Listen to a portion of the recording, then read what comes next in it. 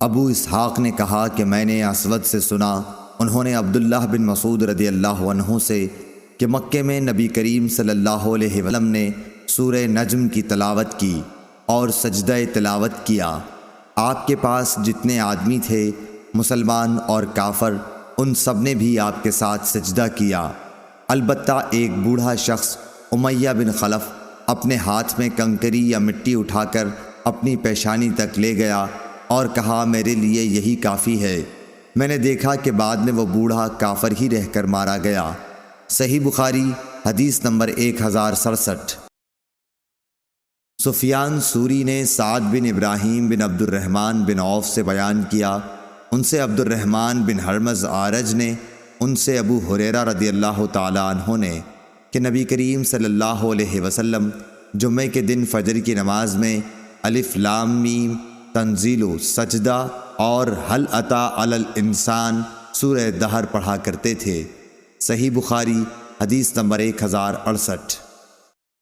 سلیمان بن حرب اور ابو نعمان بن فضل نے بیان کیا، ان دونوں نے کہا کہ ہم سے حماد بن زید نے بیان کیا، ان سے ایوب نے بیان کیا، ان سے اکرمہ نے بیان کیا، اور ان سے حضرت عبداللہ بن عباس رضی اللہ عنہ نے فرمایا کہ سورہ صاد کا سجدہ کچھ تاکیدی سجدوں میں سے نہیں ہے، اور میں نے نبی کریم صلی اللہ علیہ وسلم کو سجدہ کرتے ہوئے دیکھا۔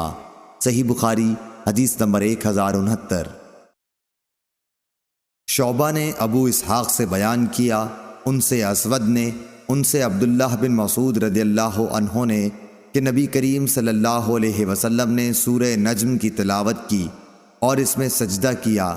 اس وقت قوم کا کوئی فرد مسلمان اور کافر بھی ایسا نہ تھا جس نے سجدہ نہ کیا ہو، البتہ ایک شخص نے ہاتھ میں کنکری یا مٹی لے کر اپنے چہرے تک اٹھائی اور کہا کہ میرے لیے یہی کافی ہے۔